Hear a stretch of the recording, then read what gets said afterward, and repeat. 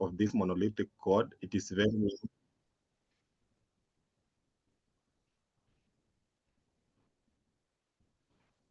okay. I hope you can see my screen. Yeah, I hope everybody can see my screen. So what I'm saying, I will start with monolithic code. It is a very long and complex code. So it is undesirable to use this code for several reasons. One of the reasons, it is difficult to write it correctly. When you are writing a monolithic code, it is very difficult to write it correctly because the reason is it is very long and complex. So all the details in the entire piece of code must be considered when writing any statement within that code. So you have to consider all the details. And since it is very long and complex, this means you might omit some of the details. The second reason why this monolithic code is highly undesirable, it is difficult to debug. So if the sequence of a code does not work correctly, it is often difficult to find the source of an error. So debugging in programming, this is where a programmer tries to find the source of an error. So with the nature of monolithic code, which is very long and complex, you find that it is very difficult to debug because it is often difficult to find the source of the error. The effects of erroneous statements that appears earlier in the code may not become apparent. So if you might have entered any erroneous statement, it is you as a programmer, you find a very difficult time to get that code. Why? Because this code is very long and complex. The third reason, it is difficult to extend. It is very difficult to extend. All the details in the entire sequence of a code must be well understood before it can be modified. So since from the definition of monolithic code, as I've told you, um, this monolithic code is a single block of a code that does all the work by itself, and it is normally long and complex. So sometimes it is very difficult to extend, since it requires you as a programmer to understand all the block of this code. Function basics. There are two aspects of every Python function. So there are two aspects of every Python function. The first is function definition, and the second one is function invocation. So when if I can define function definition, is the definition of a function that contains a code that determines the function's behavior. For example, if you want um, to write a code that can do computation, so you have to define the function of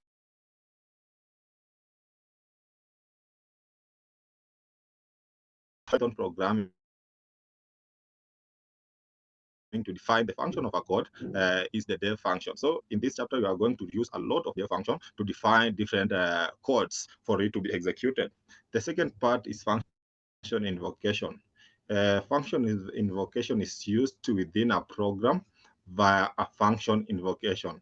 A function is used within a program via a function invocation. This is just calling. After now you have defined what you want your code to achieve. To invoke is just to call. Try to call that code so it can be executed. Now, there are three things which an ordinary function definition consists. The first part is normally a name. The second part is a parameter, and the third part is a body. So this body is what now a programmer expects a program to execute. So in name, most Python functions have name. Name is an identifier. And in our earlier chapter, we learned about identifiers, and we saw all the characteristics of an identifier.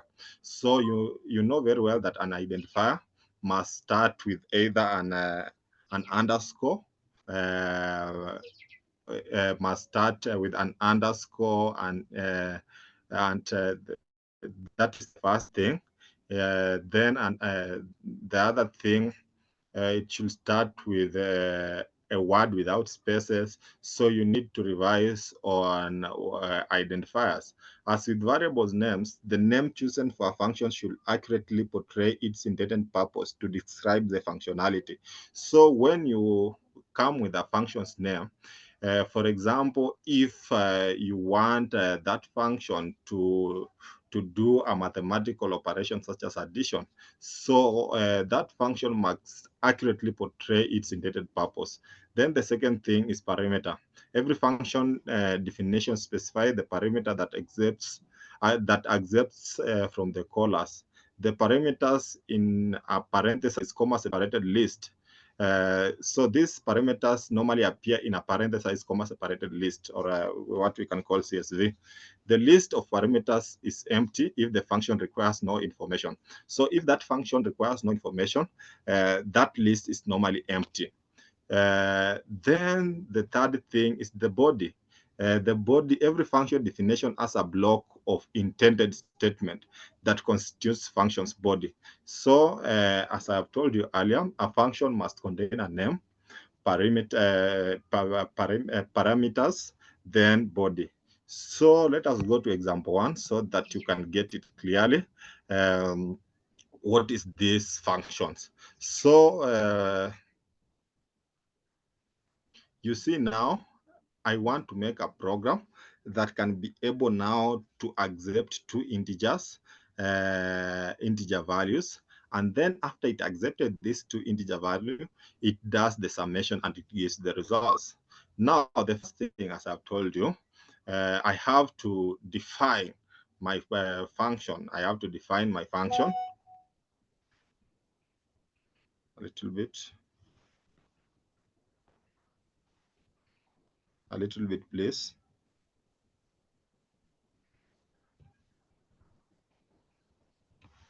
Now, I have to define my functions. Now I've told you, for you to define your function in this Python programming, we normally use the def function. So that is why you see here I'm starting now the definition of my function. That is why you see I'm writing def. This def, it means now I'm defining my function. Then the second thing I have to introduce now, it is the name of this function. It is the name of this function.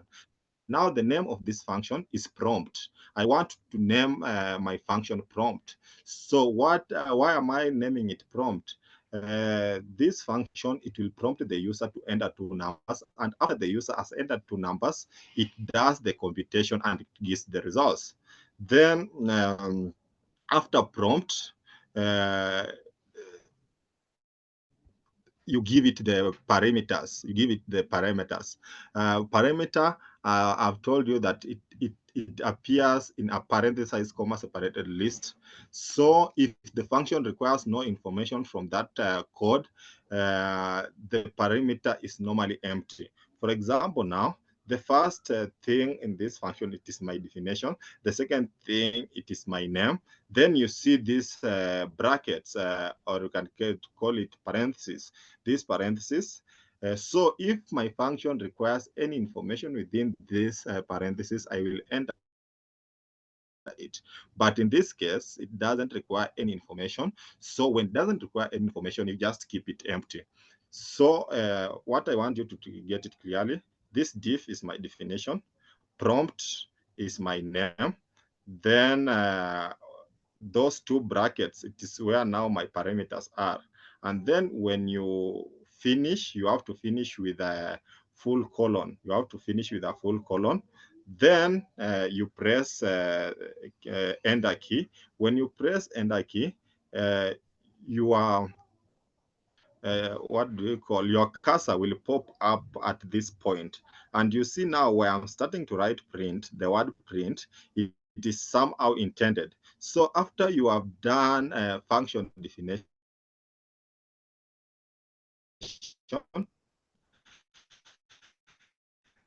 the second line will be intended. I'm saying now print list an integer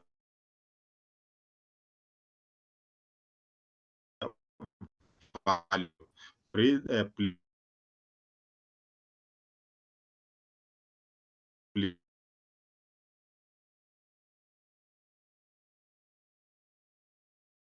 enter an integer value. So I defined the parameter. Let us go to the body. The body now is something which you want the program to execute, and the program will start from here, start of the program. So I want this program to add to integers. So I will tell it now to print these programs add to integers. Then you saw function was prompt. It was prompt function. So I will call it again by it add the brackets, those double brackets, without anything in those brackets. And as I've told you earlier, those brackets, it stands for parameters with which the user wants to enter. If the user doesn't, so this right again, that prompt is just to call the function, is just to call the function so that it can accept the values which the user is about to enter. And as I've told you earlier, this program is going to accept two numbers, integers, because I've said print this, this program adds together two integers. Then I prompt it. It's just to call the function. Then I enter the value 1, which I want the program to print. So I will say this value 1 is equals to int, because at first I had said that please enter an integer value. So you are specific that the program is only going to accept an integer value. So that is why I'll say now value 1 is equals to integer input. This now, this program now knows that it is going to accept value 1, which is an integer. Then at first in this program, I told it to this program is going to add two integers. So you have to prompt it again for the second time. So that is why you see here now, I am prompted. To prompt it again is just to call the function again. You are informing the function again that now it can add the second value, or it can accept from the user the second value. So I tell it value is equals to int input, because that value I want it to be an integer. So now the second value also will still be an integer. Now, as you recall earlier, I've told you that this program is going to add two integers. So you have to do a basic mathematics. I think this is a class 1 or a preschool mathematics. Now you have to do this sum. And how do you do a sum in Python programming? It is the same way with how you do it in mathematics. Now you will you write your program, sum is equals to value 1 plus value 2. Then now you use the print function now to display the results. So when I will run this code, you see it will give me a bar. And in this bar, you see, let me a bit, put some light. Yeah, in this bar, you see now it is prompting the user that it is allowing the user to enter any int. So when I enter 67 and I press enter, it will ask me, please enter an integer. So that means this program, I've made it in such a way, I have to enter two integers for it to do summation and give the results. So when I enter another integer, it will compute and it will do for me 67 plus 78 is equals to 145. What if I decide to enter a float, such as maybe 14.0? 14.0. When I enter, you see it will give me an error, because now when I was making this program, I was specific that this program will only compute integer. And since I've entered a float, you see it gives me an error. So for it to work, I have to enter a number such as 65, enter, then 98. It will compute and give me the results. So what you are seeing is just what I've illustrated above. the reserved word that introduces the function definition. So this diff is just a function definition. Then what follows is a function name. In our case, a function name is prompt. Then what follows is the name the function uses for the value provided by the client. So in this case, we call it the parameters. And in the parameters, it can be empty or it can have value inside it. And under the parameter is what is where we have these double brackets. And then after you have finished function definition, you have to end it with a full colon. Then all these other things below here is what we call a body. All these other things is what we call a body.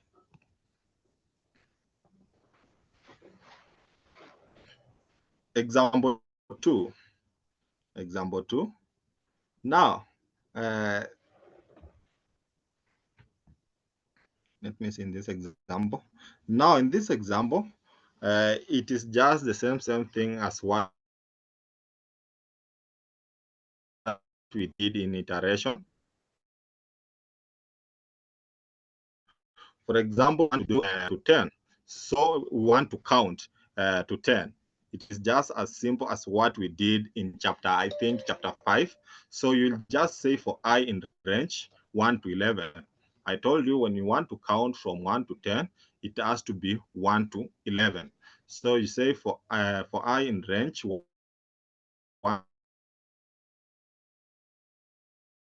end it with a full colon.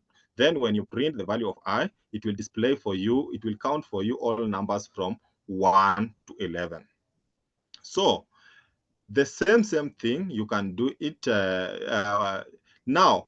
In this example too, this program, it will only allow you to do it once. But for example, you want to make a program which can do this counting 1 to 10 several times, which can do the counting of 1 to 10 several times. Now, this is where now you will use function definition.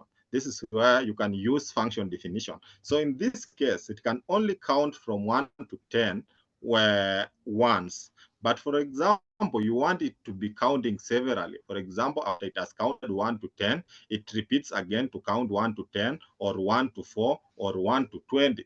So this is where now you will use function definition. In this example too is what we are doing in under iteration. But under iteration, the limitation which we encountered under iteration, it can only do counting 1 to 10 only once. But for example, you want this 1 to 10 to be done severally. How are you going to achieve this? How are you going to achieve this? You are going now to achieve this by now having now function definition. Now, the first thing you will start by now is to define now your function. And what is your function? You want to make a program that can count up to 10. So the first thing, you have to define it. So that is what you see I've said here, diff count to 10. So this means the program that the programmer is going to make will be able to count up to 10. Then this is my definition, as I've told you earlier. Count to 10 is my function name. Then this bracket is my parameters. And you have to end it with a full colon. Then now, the body must be intended from the definition. That is why you see where now I'm writing for I in range, it is not aligning with the diff. It is somehow intended. So now, this is now the start of my body. And the body is what the programmer wants the program to execute. So I want this program to count from 1 to 10.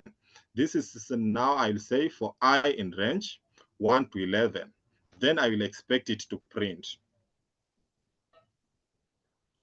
I will expect it to print. Now it will print for me the first case. It will print for me the first count, which is 1 to 10. And what if now I want it to do it to repeat it some 2 or 3 times? Now, this is how I'm going to do it. I'll say print, going to count to 10. Now, I want to show you now, I want this program to count to 10 for the second time. So for it to count to 10 for the second time, because I had already defined count to 10 here, then I had already defined my body. I had already written my body, which is for I in range 1 to 11. So it will cause this program to print 1 to 10 for the first time. What if now I want it to print it for the second time? When I want it to print it for the second time, I'll just come and write count to 10 with empty brackets. When I want it to print for the third time, I will come and write again count to 10. For example, range up to print, it will print the first part. Then this part of the code where we have print going to count to 10, it will count now for the second time. And this part of the code print going to count to 10 again. It will print the third time. What if now I want it to print for the fourth time? I'll just come here and copy paste this code and copy paste this code this way. What am I doing? I've got it. Let me copy paste, please. I'll come and copy paste this way. I want it to print for the fourth time. And then I can just come here and write anything that I want. I say maybe print bracket. Then I say count again. Count again. This way. So this means this part of the code will print for the first time. This part of the code will print for the second time. This part of the code will print for the third time, and this for the fourth time. So let me run, and you'll see it. You'll see it will be printed 4 times. You see it has been printed 4 times. Going to count to 10, it has counted 1 to 10. Then going to count to 10 again, it has counted 1 to 10 again. Then I've said count again. Then it has counted to 1 to 10 again. So first one in this cell 4, it had limitation. It can only count once. But when now we define now our function, it can be able even to count more than an infinite value. You see here it has counted 4 times.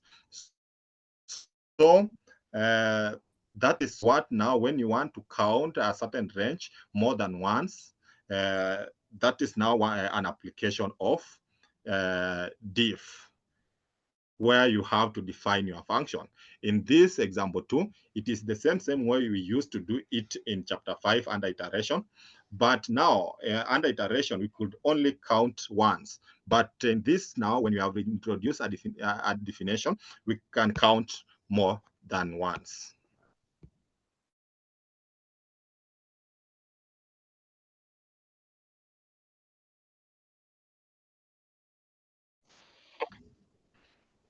Could you can't repeat this third definition, please? I don't get something. Yes. I'm requesting if you can repeat this third definition. There's something I'm not getting. Okay. Are you able to see my screen? And now it's off. I don't know what is making it to be off.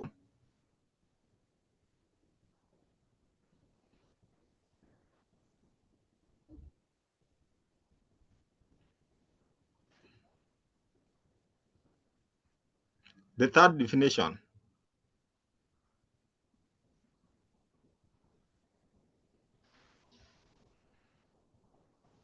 I don't know if the person who has asked the question, I don't know if he can get me. Yes, this third. You know, there's this point, print I, print in bracket I. Yes. I don't know. It should be indented or what? How does it go? Okay, for the first one, I'm giving my range. And the name of this range is I. So I'm saying for I in range 1 to 11. So I want it to count from 1 to 10. So I'm saying print I. Then now for the second count, I will not tell it to print count, to print I, because this I have already defined it under count to 10.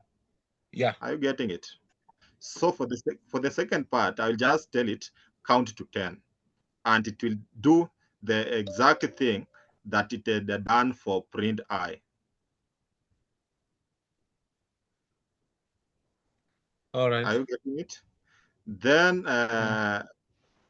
for, you see now, it has done it 3 times. So this print I is related with what now I'm writing down here.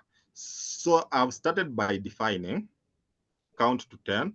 Then I've given my body for I in range, count 1 to 11. So this means I want it to count from 1 to 10.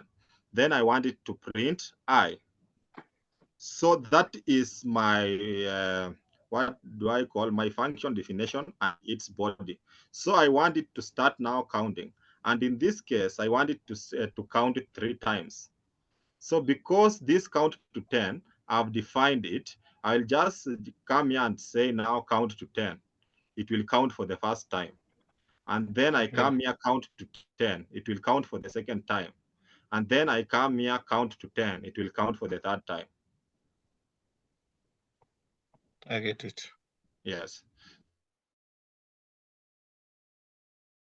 So when I run, can delete all these statements, and it will just do it twice. And when I run, you see it will just give me twice. It will count for the first time and then count for the second time.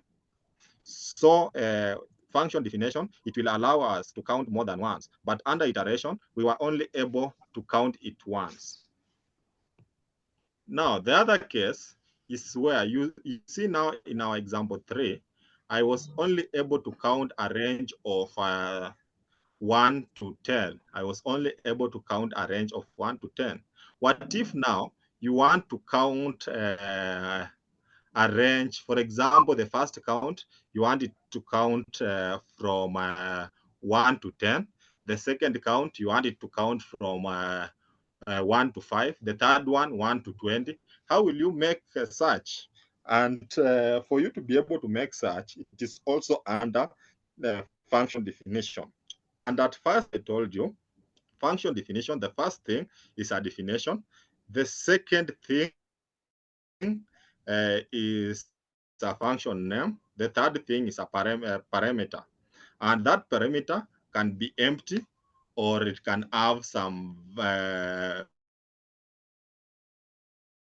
so when you want to make a program that can be able to count different ranges, now you will need to specify your bracket should not be empty. Your bracket should not be empty. For example, in this example 3, we only wanted to count to 10, but in this one, we'll just count to n, because you can count up to an infinite value. So I'll start by defining diff count to n. Then in that bracket, the difference between this one and the third one, you see in this the example 3, there was no variable. But in this one, you can see now we have variable. And our variable now is n. We want to count up to an infinite value.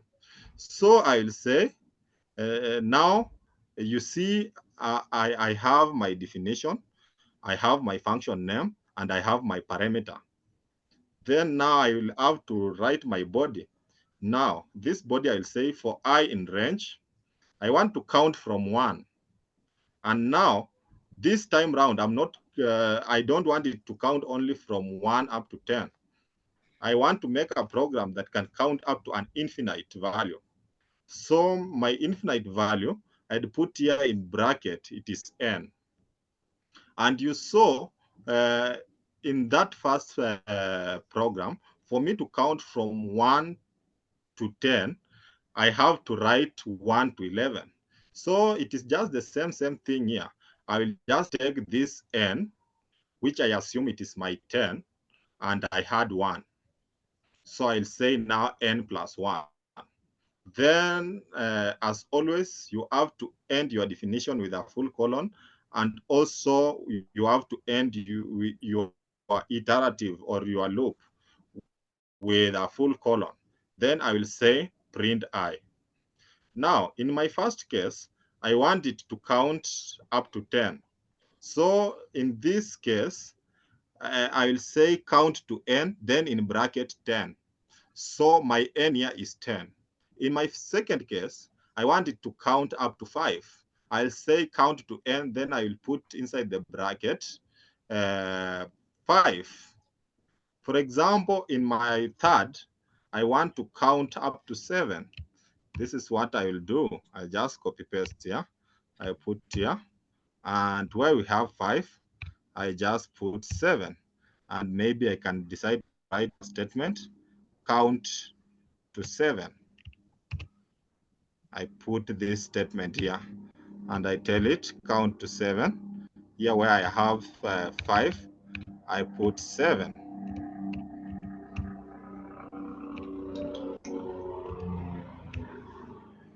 I put 7. So you see this program can count more than 1, and it counts different ranges. The first, it has counted from 1 to 10. The second, it has counted from 1 to 5. And the third, it has counted from 1 to 7. So when I will run this program, you will see the first case, it has counted from 1 to 10. The second program, it has counted from 1 to 5. And the third program, in the third range, it has counted from 1 to 7. So you have seen the difference of how to define function. How now, this chapter 7 is closely related to chapter 6 and 5. But now in chapter 5, you are only able, when you wanted to count from 1 to 10, you are only able to do it once, and the range was similar. But in this one, you can do it more than once for a similar range or a different range.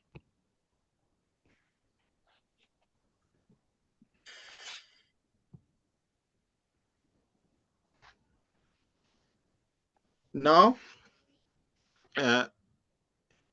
now in this example 5, we are going still to have now the addition of two different numbers. But now here, you will see some difference. You will see some difference with how it was in our first example. You see now in our first example, let me pass you through certain notes before we reach there. Now, in example 5, we can enhance the print function's capabilities. So we can enhance the capability of the print function. In this function, prompt takes care of the input. So the client code does not have to use any input statements. So the difference between here and example 1, where I gave you the definition of prompt, you saw in example 1, we had inputs. But now in this example, prompt will take care of the input. For example, if you want to prompt the user to enter value 1, you'll just say value 1 is equals to prompt. Then this implies that prompt now produces a result, which we can assign to a variable or use to some other way. The last statement in the prompt function definition is a return statement. A return statement specifies exactly the results to return to the caller. So as I was introducing this Python programming, I told you that Python programming is a very easy language and it is a user-friendly. Why is it a user-friendly? Because it is an English-like language. So to return the same way in English, the same way it means. It is the same way also, it has the same meaning also in Python programming. So to return, it means now it is giving the user the output. So return statement specifies the exactly results to return to the caller. When return is encountered during function execution, control immediately passes back to the caller. What does it mean? When now, during a function execution, when it means this return function, it prompts the caller that it is required to give a response. It is required to give a response. So the value of the function call is the value specified by the return statement.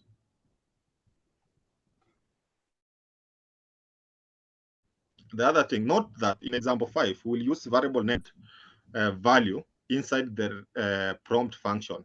This value is local to the function. You will learn more about local and global function in chapter 8. So it is local. This means we cannot use this particular variable outside the prompt. So when it means it is local, so I've heard about something which teachers have been complaining about delocalization. Delocalization just means that a teacher has been transferred to a particular place which is not his or a local place.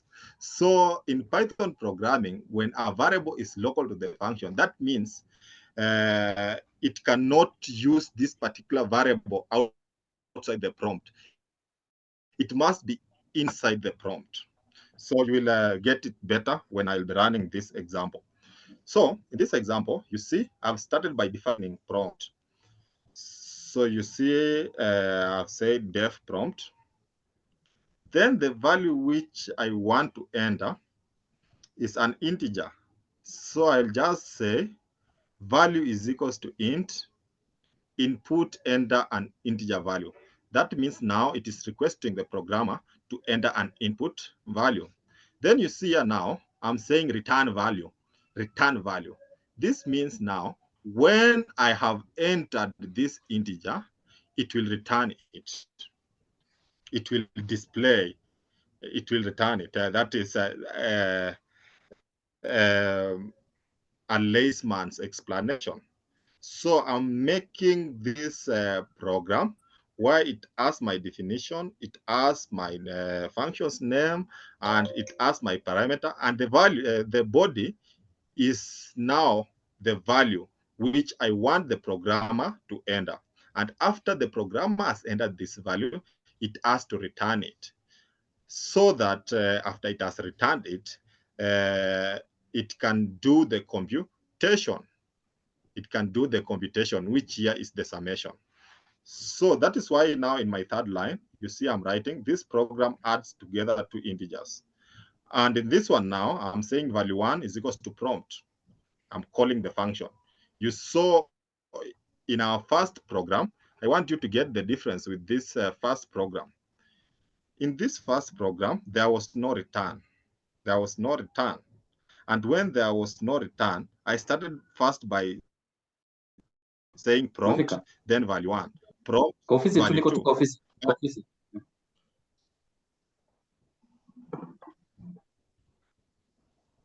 Yes. So you see here, I said prompt, then it asked value 1, then prompt, value 2.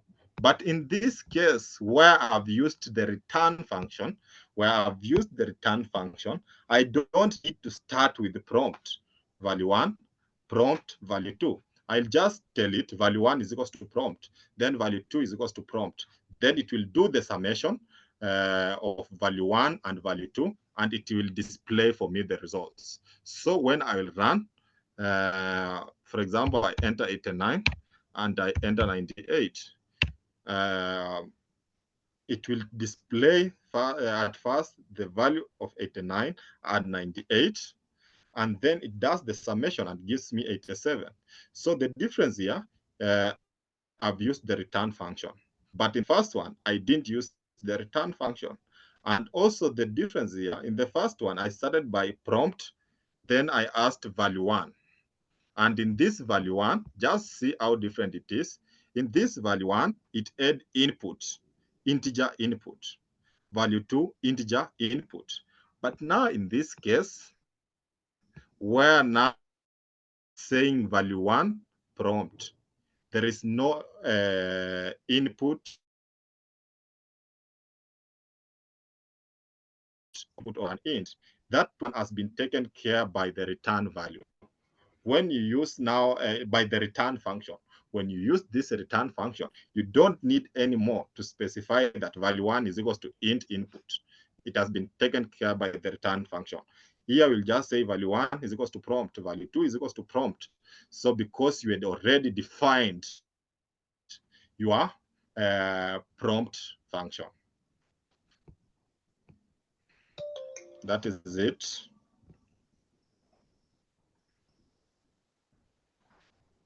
Now, in this case here, you saw now in example 5, after prompt, my parameters inside the bracket, it was empty. Inside the bracket, it was empty. But now in example 6, I want now my parameters not to be empty. I want my parameters not to be empty. Now, I've decided to put my parameter to year n.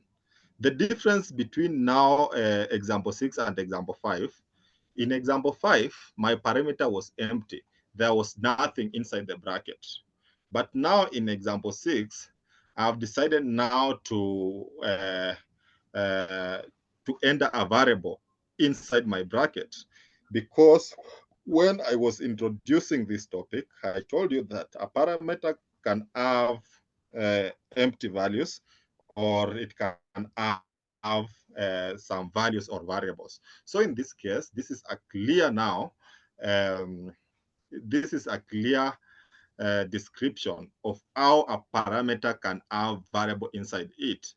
So it will just do the same thing as what example 5 has done, but in this case, my parameter has got a variable inside the bracket. So when I run it and I give it a number such as 98, I've entered such as 98 that way, and 78, it will just do the same thing, and it gives the results. So the difference I want you to get between example 5, in example 5, the parameter add empty values inside the bracket, but in example 6, the parameter has got a variable inside the bracket. And you need to note a parameter can have empty value or it can have a variable. So that variable, it can give a list, a parameter list. It can give numbers. It can give arguments and what have you. So we are going now to learn about using functions, and you will learn now how to come up with a function definition. Then after coming up with this function definition, you give, you have, and in a function definition, we have got the def, we have got the function's name, then we have the parameter. That parameter, it can be empty or you can assign it a list.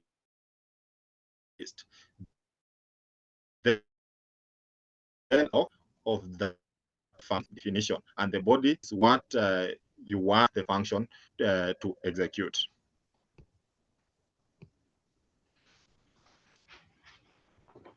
Now,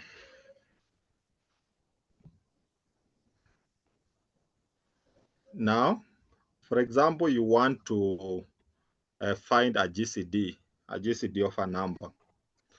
When you want to find a GCD of a number, that you can't leave the parameter. You can't leave your parameter to be empty. You have to make the program in such a way that your parameter must accept numerical numbers.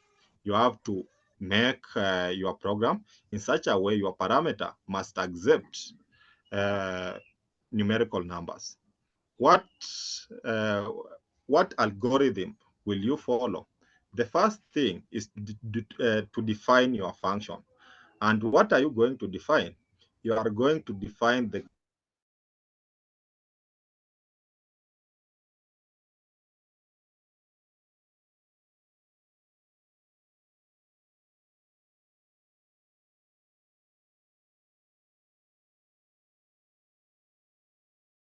recording had stopped. I don't know why.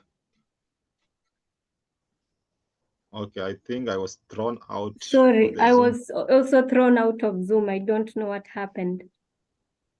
Sorry. Okay, thank you. I think you can see my screen. Yes. Okay.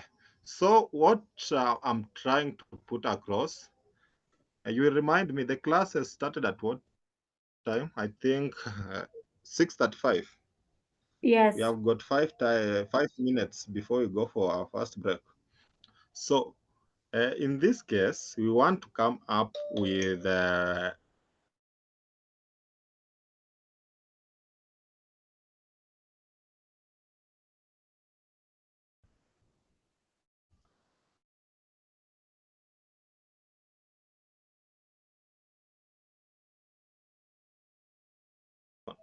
and in this case, your function is greatest common divisor. So you will say diff, I've told you that means definition, and it should be in lowercase. Say diff, then you go to your function's name. Your function name is a GCD. Then you know very well that a GCD, you must look for a GCD for a number which is which must be numerical in nature, and it is in a, so you have to enter more than one number. In this case, I've entered my numbers is num1 and num2. So, and I've finished my definition with a full colon. So I've started by defining, I've entered the list. This just takes care of any list of a number which the programmer will enter into this program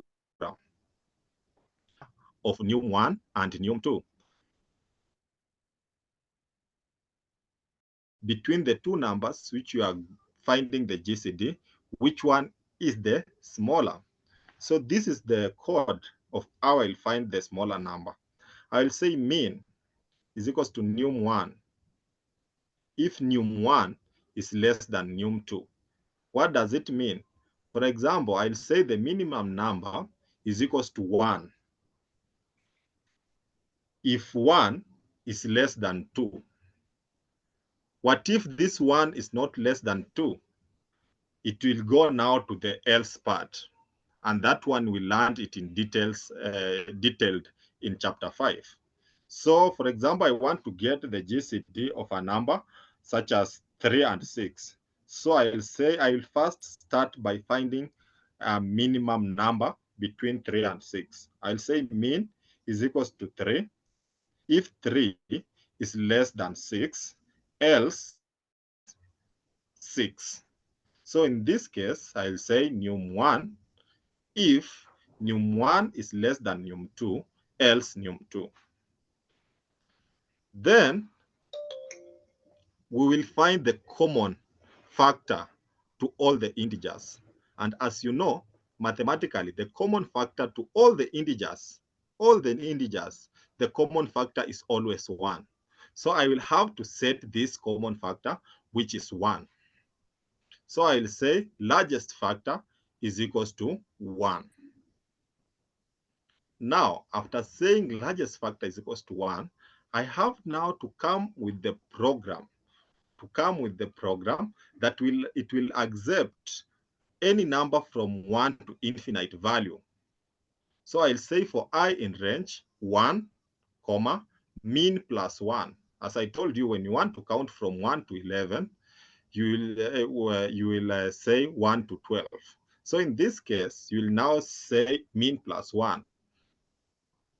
Now, if num 1 is a remainder of I. And I told you very early when you are starting this course, this percentage sign is modulus.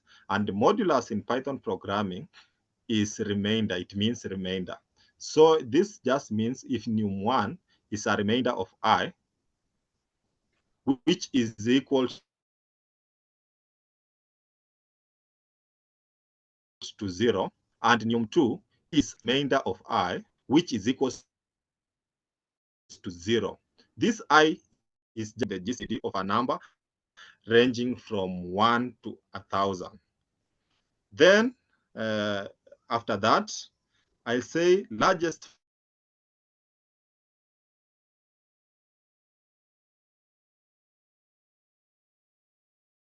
will return my largest factor.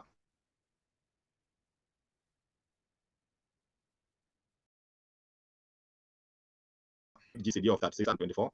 Then I give it a variable x is equals to 18, and I want it to print a GCD of x minus 2, then comma 24, or the GCD of x minus 2 and the GCD of 10 and 8.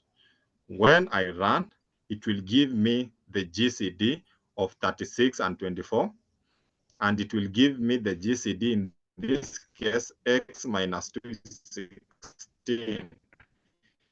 It will give me the GCD of 16, 10, and 8.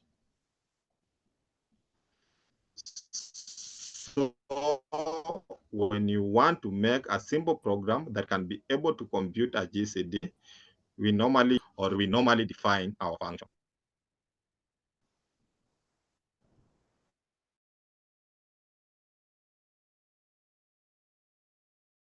Be back at exactly